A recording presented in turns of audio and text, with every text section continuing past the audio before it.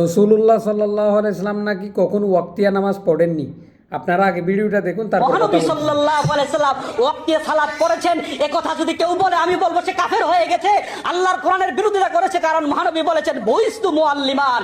নাউযু বিল্লাহ। এই বন্ডর বাচ্চা বলতেছে রসুল্লাহ সাল্লাল্লাহু আলাইহি সাল্লাম নাকি কখনো ওয়াক্তিয়া নামাজ পড়েননি এবং যারা পড়ছে বলে তারা নাকি কাফের হয়ে গেছে। এই সমস্ত বন্ডদের কি করা যাবে আপনারা বলুন তো। আমি যদি বাংলাদেশের ধর্মমন্ত্রী বা ধর্ম উপদেষ্টা থাকতাম, আগে আমার মূল টার্গেট থাকছে এই সমস্ত বন্ড মাজার পূজারীদেরকে আগে উত্তম মাধ্যম দিয়ে সাইজ করা। কি একটা কথা বলে, রসুল্লাহ সাল্লাল্লাহু আলাইহি সাল্লাম নামাজ পড়েছেন, হাদিসে আছে কুররাতে আইনি আস সলাত, আমার সুখে ঠান্ডা করে নামাজ।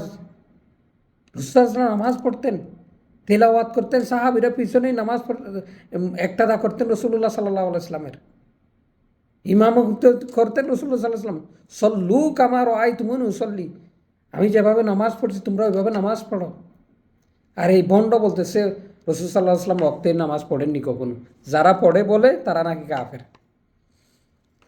ভাই কি বলবো আপনারা বলেন, আপনি যেই মুসলকের হক না কেন, আমি ওটা না, আমি তো মুসলমান, রসুল সাল্লাল্লাহু আলাইহি সাল্লামকে উপর তো আমরা ইমান এনেছি, তো সেই জায়গায় নাকি রসুল সাল্লাম নামাজ পড়েননি বলে এদের কি করা যায় ভাই বলুন তো, আপনারা বলেন।